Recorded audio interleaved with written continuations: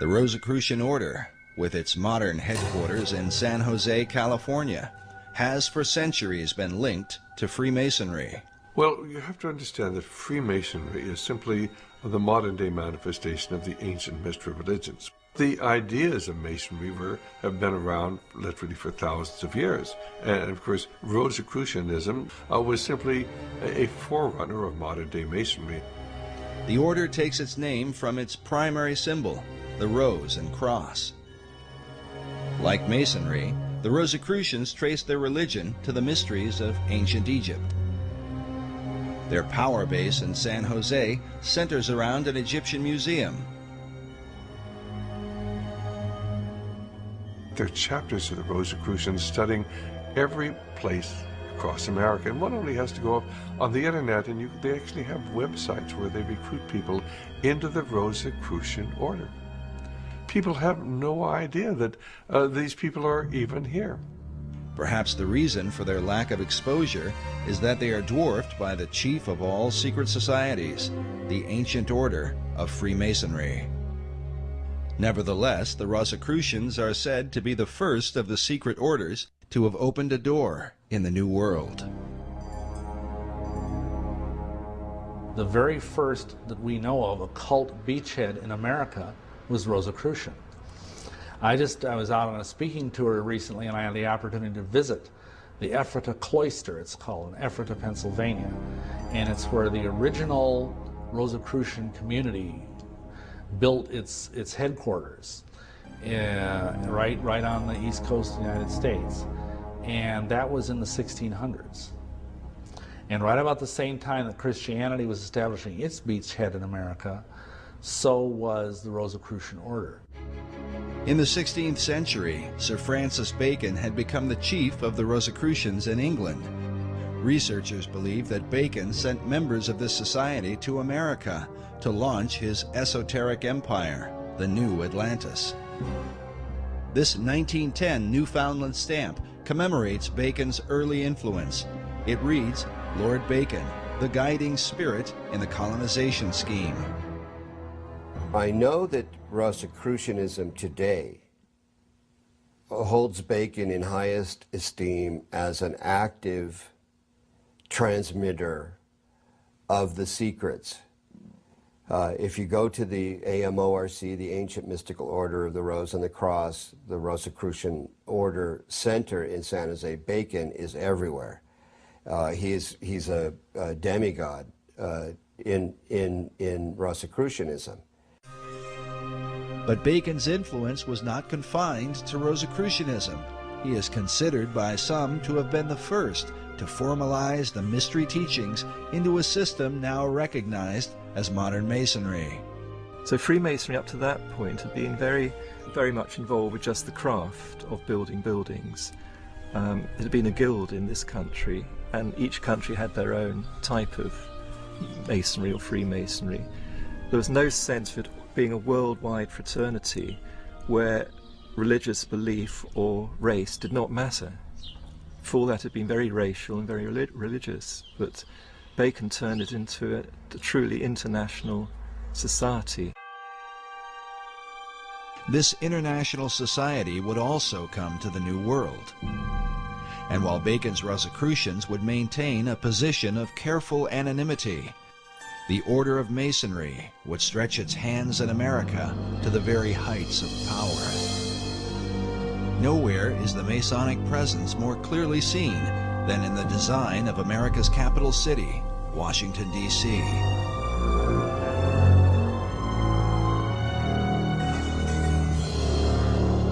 Yes, Washington, D.C. is completely based on Masonic architecture. The whole architecture is laid out in an occult manner with Masonic symbology. Every major building in Washington, D.C. has a Masonic plaque on it. I mean, the Masons have permeated, and the other secret societies have permeated our society since the very beginning. In his book, The Secret Architecture of Our Nation's Capital, author David Oveson confirms the esoteric influence of Masonry in the design and building of Washington, D.C. Oveson reveals the occult ceremonies surrounding the laying of the city's cornerstone, a ritual that involved the father of the nation, George Washington. 200 years later, in a ceremony commemorating this event, Senator Strom Thurmond, himself a 33rd degree Mason, is pictured alongside the cornerstone upon which is carved a Masonic square and compass. If you either look at the map of Washington, D.C. or try and drive in Washington, D.C., you think it must have been designed by a nutcase. But actually it was designed by a Freemason, a French Freemason named L'Enfant. I think Pierre-Charles L'Enfant was his name. And it's full of esoteric symbolism. Oveson writes that, like the pyramids of Egypt, the entire city was built in alignment with the stars, and suggests that the hidden purpose for the Masonic rituals is that America might be empowered by the gods of the ancient world. Can this be the reason for the pagan god and goddess images that have come to represent America? Tradition often claims that America was founded as a Christian nation only. But if this is the case, why are its symbols those of the pagan religions rather than images of Christ, the apostles, and stories from the Bible? Well, I think that this is where the great confusion comes in. America was founded as a Christian nation, but it was also founded as an occult nation. And there have always been two parallel forces here in America. One the Christian, one the occult, dating back into the 1600s.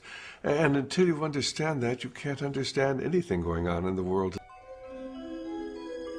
The Rosicrucians had long believed that powers and principalities from the spirit realm possessed secret knowledge that might be used for the benefit of mankind. These and other teachings were to be kept hidden from those considered profane, and especially from the Church.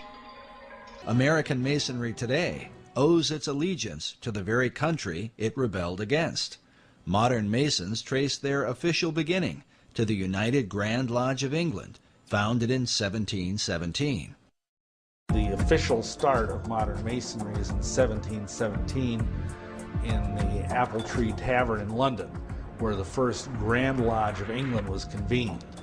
And that's called the Mother Lodge, because essentially all English-speaking lodges precipitate out of that. And for example, all American lodges, all the different Grand Lodges of the different states, all ultimately owe their allegiance and their warrant to the Grand Lodge of England. This image shows what appears to be a wizened old man passing a lamp in the dead of night to a younger man in Elizabethan clothing. Baconians believe this old-world engraving represents Dr. John Dee passing the lamp of esoteric knowledge and wisdom to his successor, Francis Bacon. Both Bacon and Dee were men of science, dedicated to the advancement of learning. Both men were members of the Rosicrucian Society, of which Bacon would become the chief. Like Bacon, John Dee believed that America was indeed the lost continent of Atlantis. But where did he get this idea? Was it given to him by his angels?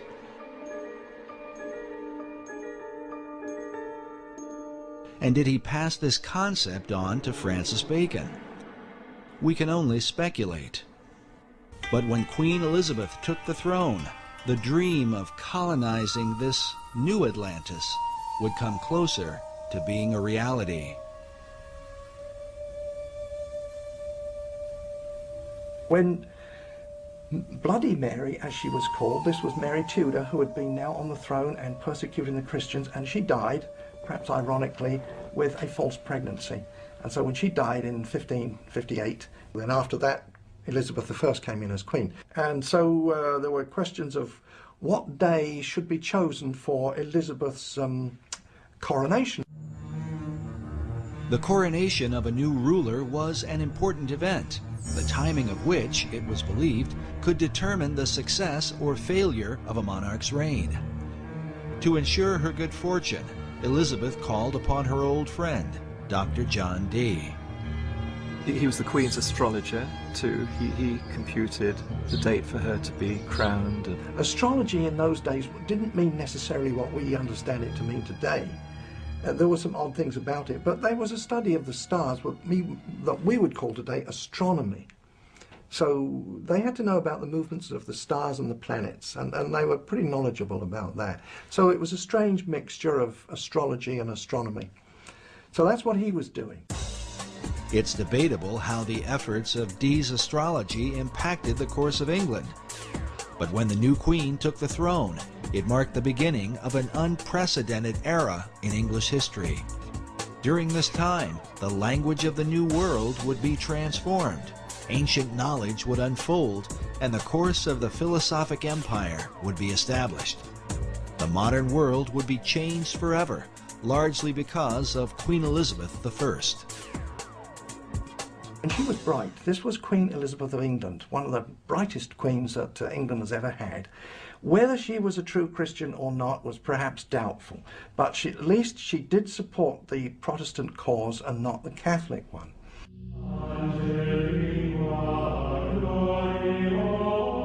The Queen's Protestant faith made her immediate enemies in Rome. In April of 1570, Pope Pius V issued a papal bull excommunicating her from, quote, the unity of the body of Christ. Well, that meant that the Pope was saying to all the Catholic kings of Europe, go and invade England, kill the Queen, take over the country, make it Catholic, and I'll give you my blessing. So that was a huge threat to England and the Queen. So the English, who didn't like that, didn't like that idea, they formed a close-knit protection around the Queen and their country.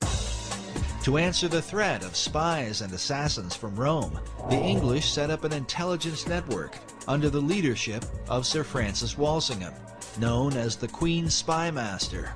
Among his secret agents were Dr. John Dee and later on Sir Francis Bacon, along with their Rosicrucian Society, which is said to have been formed in England for the purpose of protecting Elizabeth. But some suspect the Order of the Rose and Cross had yet another agenda. I think they would have definitely been on the Protestant side of things. They would have had a vested interest in using all of their both political savvy and occult savvy to protect the Queen, but I also think they had an esoteric agenda as well. This society had a very esoteric base. Behind it had links with the wisdom societies, the wisdom traditions throughout Europe, and inherited a lot of that wisdom light being passed on. And so they had an inner program which was to try to raise consciousness of society. According to Bacon, Rosicrucianism seemed to represent the very heart and focus of the entire New Atlantis concept. Francis Bacon's last book that he was writing at the time when he allegedly died, that was 1626, but his last book was called The New Atlantis, and the subtitle was The Land of the Rosicrucians. Why the land of the Rosicrucians, or Rosicrucians? Why did Bacon deem their influence to be so important? Rosicrucianism gets its name from the symbols, the main symbols used, and that's the rose and the cross. But these are very ancient symbols. They go back long way in time, and being used by different societies for thousands of years. In the hands of different societies, the symbol has been interpreted in a variety of ways. There is the decipherment of the rose that received much attention in Dan Brown's Da Vinci Code. The rose is a symbol of secrecy, and the term in Latin that characterized the relationship of the rose to secrecy was sub rosa, meaning under the rose. So secret orders world round, when they swear to secrecy, swear sub rosa. The secrecy of the rose represents the hidden knowledge of the ancient mystery religion, while the cross symbolizes Christianity. The combining of these two is what defines the belief of nearly all the secret orders. The symbology there is the infusion of all this Eastern Persian spirituality into Christianity. Was this fusion of beliefs a part of Bacon's plan? And what sort of impact could it have? The Reformers argued that the mixture of paganism and Christianity is what produced the Dark Ages.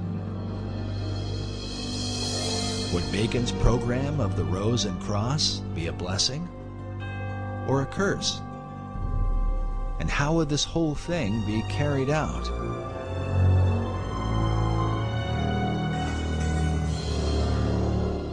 When one follows the Rosicrucian trail, John Dee was a very, very key influence in the historical Rosicrucians, and some say even the founder of it, the first president of it. But at some point, the presidency was given over to Francis Bacon, and he was in charge of the Rosicrucians, not just in England, but it spread right through Europe.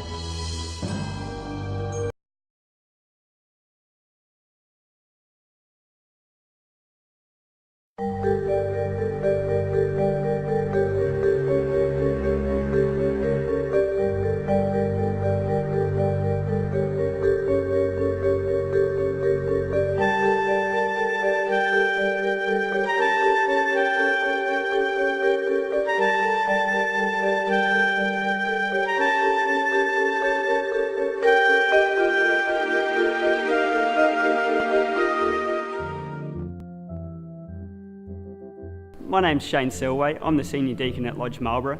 And tonight we're having a passing ceremony for one of our candidates to go to the next level in Freemasonry. Our candidate tonight is Evan. He's a lovely young guy who has been in Freemasonry for a short while and is doing very well, quite enthusiastic about the craft and really enjoying his time with us at Lodge Marlborough.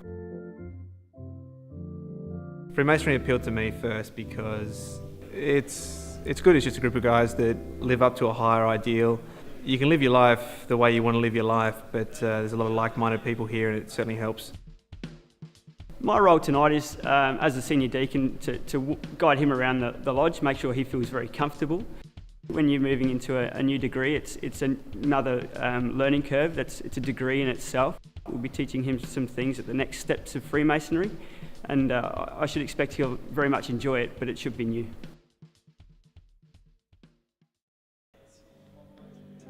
Yeah, no, it was good. It was awesome.